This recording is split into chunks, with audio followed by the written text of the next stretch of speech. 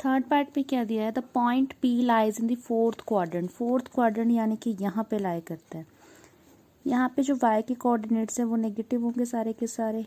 ये देखो इस क्वाड्रेंट में y is negative, y coordinate आपका नेगेटिव है और x पॉजिटिव है। But they've asked the point p lies in fourth quadrant, यानी कि जो मेरा ए बी है वो यहाँ पे लाई करता है। What does it mean? It's very clear कि जो b है, b is negative. So every negative value is always less than the positive value. तो they have asked which is greater, A or B. That's quite obvious कि A is greater than B. बहुत simple था, बस समझने की बात थी इसमें। Next what do we have? Find the distance of point this and this from the x-axis and y-axis. जब भी ऐसा क्वेश्चन आता है सबसे पहले आपको प्लॉट करना है -3 एंड -2, x -3 एंड y -2, ये सारे नेगेटिव पॉइंट्स है। तो आपका थर्ड क्वाड्रेंट में फॉल कर रहा है। x -3 पहले हमेशा हम x देखना होता है और y -2, तो ये पॉइंट हुआ आपका x, ये वाला point. So this is what -3, -2। अब क्वेश्चन है find the distance of the point P। हम P की बात कर रहे हैं सिर्फ, फ्रॉम x एक्सिस। जो पॉइंट P है वो x एक्सिस से कितना दूर है? -2। बट यहाँ पे देखो जो ये लेंथ है, ये वाली लेंथ, इसकी लेंथ बतानी है हमें कितनी है, क्योंकि x एक्सिस से तो यही बन रहा है ना, दिस इज x एक्सिस। इस पॉइंट से जो ये लेंथ है ये कितनी है? ये -2 है। बट जब भी डिस्टेंस की बात हो रही है, डिस्टेंस की, लेंथ की, हाइट की, तो ये हमेशा हमने क्या लेने हैं? Always positive.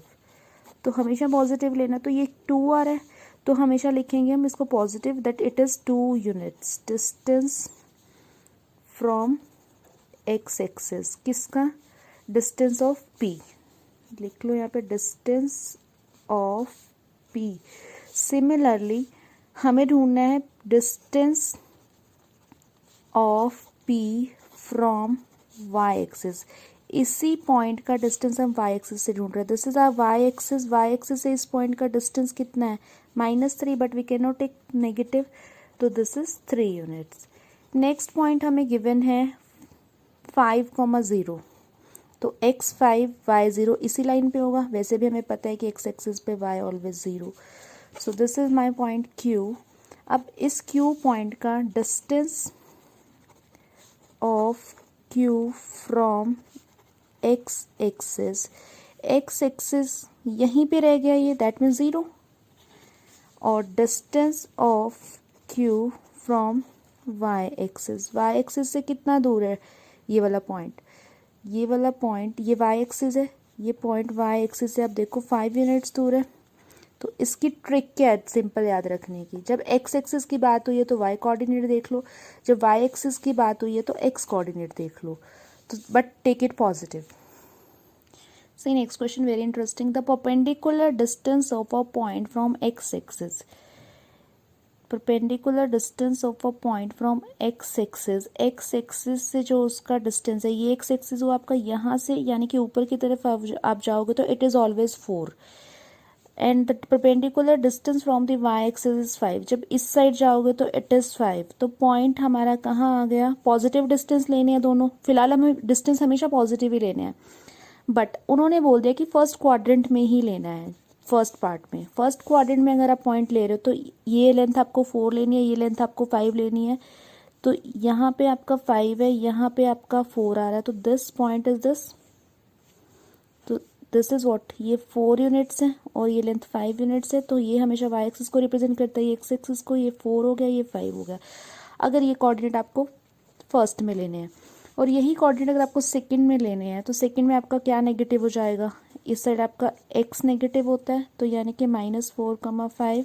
थर्ड क्वाड्रेंट में आपके दोनों पॉइंट नेगेटिव हो जाएंगे क्योंकि नीचे और इस साइड जाओगे आप, तो -4,-5। और फोर्थ क्वाड्रेंट में जब आप आते हो तो x विल बी पॉजिटिव यानी कि 4, but y again is negative, तो 4,-5, as simple as that.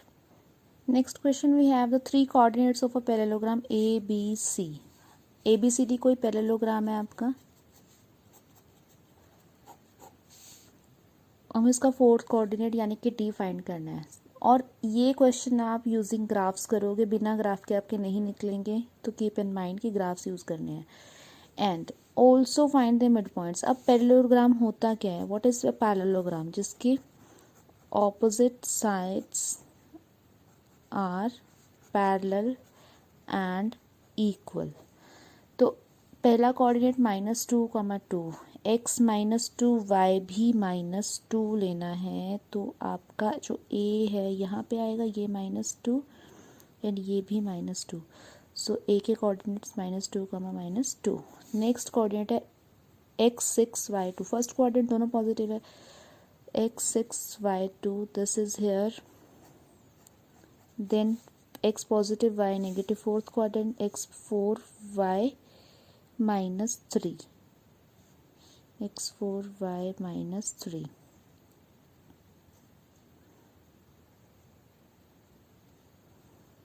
Sorry, my first coordinate was a was -2 and 2. Sorry, x -2 y2 यानी कि सेकेंड क्वाड्रेंट. a आपका यहाँ कहीं आएगा. 2 and -2. So you know a, you know b, you know c. c आपका क्या आ गया? 4, -3. Just delete this point. So join these 3 points. जब आप इन 3 पॉइंट्स को ज्वाइन करो, जब आपने इन तीनों पॉइंट्स को ज्वाइन किया तब ये फिगर आ गई. अब आपने इस पॉइंट से इसके पैरेलल एक लाइन ड्रॉ करनी है, फिर इस पॉइंट से इसके पैरेलल एक लाइन ड्रॉ करनी है. जहाँ वो इंटरसेक्ट करेगी आपका कोऑर्डिनेट डी आएगा, बट ये ग्राफ पे आएगा. I am telling you again and again. तो मैंने ये लाइन प्लॉट कर दी और ये लाइन प्लॉट कर दी. तो अब ये कोऑर्डिनेट क्या है? यहाँ पे देखो, जब ये कोऑर्डिनेट आप देख रहे हो तो ये लाइन आपकी यहाँ से जा रही है और यहाँ पे -3 से, यहाँ पे -4 से जा रही है और -3 से जा रही है आपकी लाइन. ये देखो, ये कोऑर्डिनेट्स देखो ना. आप इसको जब चेक करोगे तो this is -4 and this is -3. तो coordinates of this point are -4, -3. And one more thing जो आप इसमें याद रख सकते हो. सी, ये जो लाइन है this is parallel to x axis. जो लाइन एक्स एक्सिस के पैरेलल होगी उस पे y coordinate throughout same होगा, यानी कि -3 आएगा.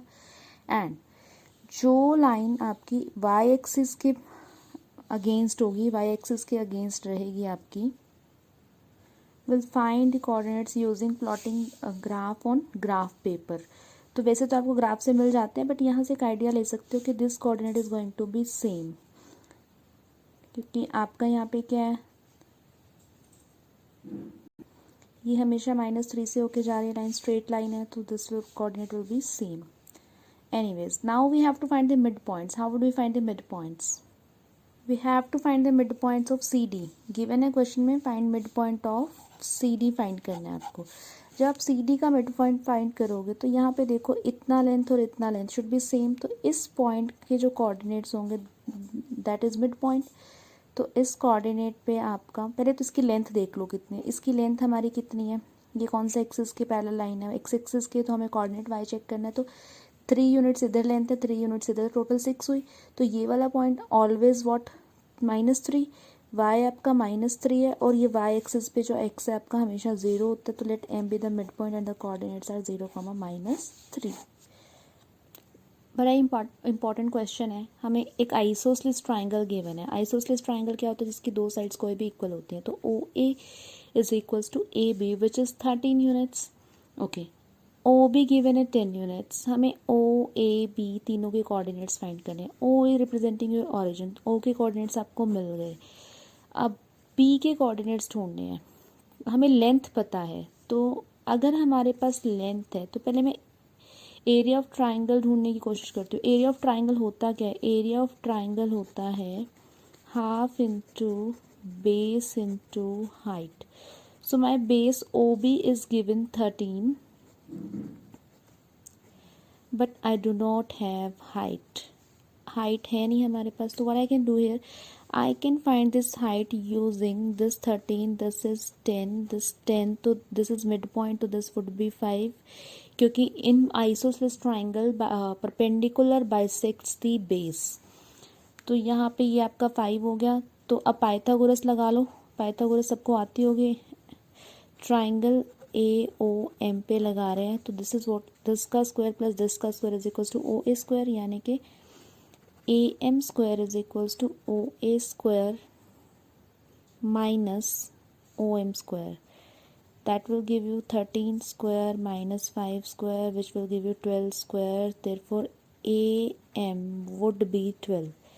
AM 12 है आपका, तो AM आपकी लेंथ 12 आ गई. डू वी क्वेश्चन में हमें एरिया पूछा था और कोऑर्डिनेट्स भी पूछे थे, तो एरिया तो हमारा आ गया हाफ इंटू 13 इंटू हाइट हमने ढूंढ ली 12. सो दिस इज आपका 78 स्क्वायर यूनिट्स. एरिया हमेशा आपका स्क्वायर यूनिट्स में होता है. What about the coordinates? किसी भी पॉइंट के कोऑर्डिनेट सपोज इसके ढूंढने तो आपने ये लेंथ चेक करनी होती है और इसके कॉरस्पॉन्डिंग ये लेंथ, ये और ये लेंथ. तो ये लेंथ हमारी कितनी है 12. सबसे पहले एक्स लिखनी होती है, फिर वाई लेंथ इज 5. अब रह गए बी के कोऑर्डिनेट्स. अब ये बी कोऑर्डिनेट ढूंढना आपने. ये कौन सा एक्सिस है? एक्स एक्सिस पे वाई तो हमेशा 0 है. ये लेंथ हमारी कितनी है 10. So I have all the 3 coordinates now. Even you can find the coordinate of m also. m के coordinate अगर आपको find करना है तो यहाँ तक x मेरा कितना है 5 और y कितना है again 0. Sorry, I have written this coordinate wrong. This coordinate is your representing x coordinate, so this is 5, and this coordinate representing your y length, this is 12.